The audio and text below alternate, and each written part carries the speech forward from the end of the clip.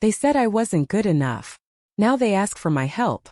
My name is Lian Hua, 27 years old. I've been called weak, poor, unworthy, words that carved scars deeper than any wound. But scars can become armor. And the day I walked into that boardroom, they learned just how wrong they were. Her ring sparkled under the office lights as she pointed at me.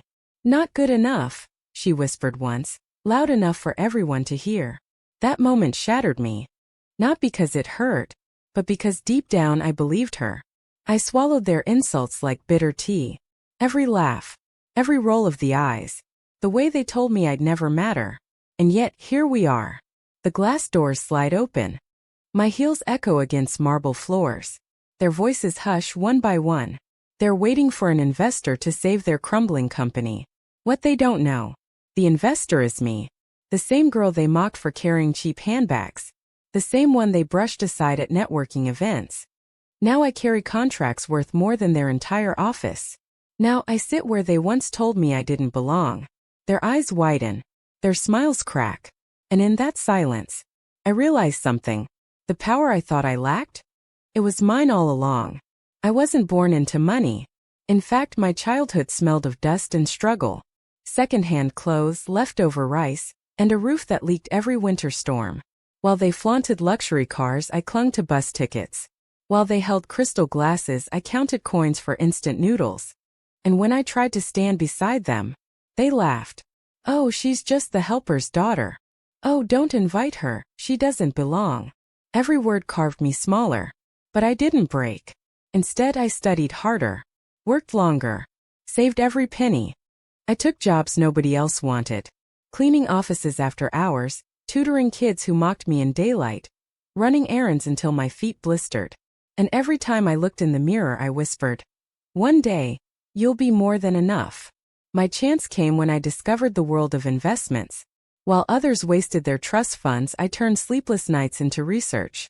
I studied market trends by candlelight, memorized financial reports, and gambled the little I had. Some nights I lost it all. Other nights I won just enough to keep going. But piece by piece my fortune grew. Nobody saw me rising. They were too busy looking down. And that was my greatest weapon. Because the girl they ignored would be the woman who owned everything. It happened sooner than I expected.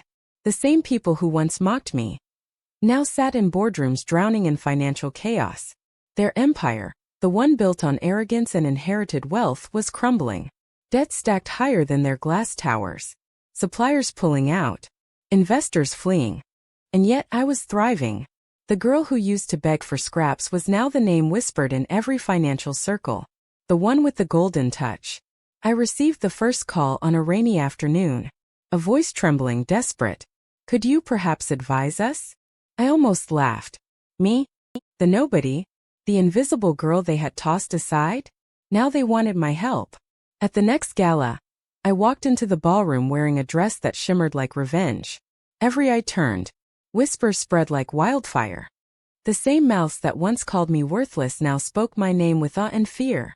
But inside I was torn. Do I give them the lifeline they begged for? Or do I let them sink in the very ocean they once pushed me into? The decision wasn't simple. Because helping them meant facing every wound they ever left on me.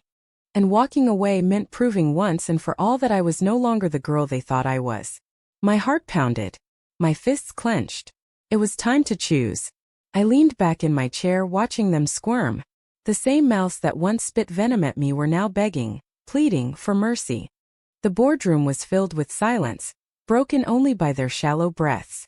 I remembered every insult, every whisper, every door slammed in my face. And now, I held the pen that could decide their future. Their company was drowning. Shares falling. Investors pulling out. The once unshakable empire stood on the edge of ruin. And me, the girl they called worthless, was the one with the power to save it. One of them tried to speak, his voice breaking. "Please, you're the only one who can fix this."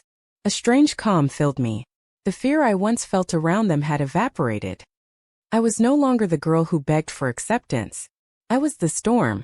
I tapped the contract against the table, slow, deliberate. All eyes followed the movement. Hearts in the room raced, waiting for me to deliver my verdict. Should I save them? Or should I watch them fall? The power felt intoxicating. But the truth was, my decision wasn't just about revenge anymore.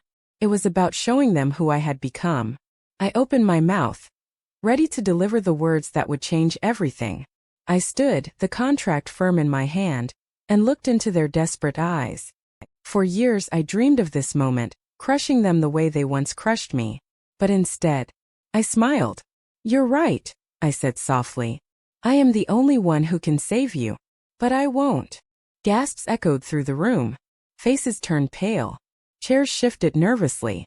They expected revenge, but not like this. I placed the contract down untouched.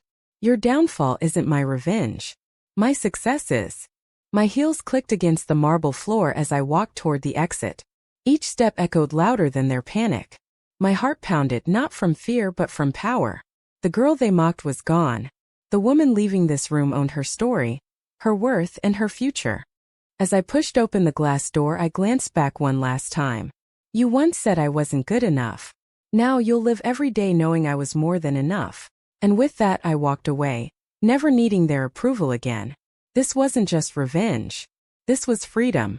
If you've ever been told you weren't good enough, let this story remind you that success is the loudest answer. Subscribe and like for more stories that prove nothing is stronger than rising above.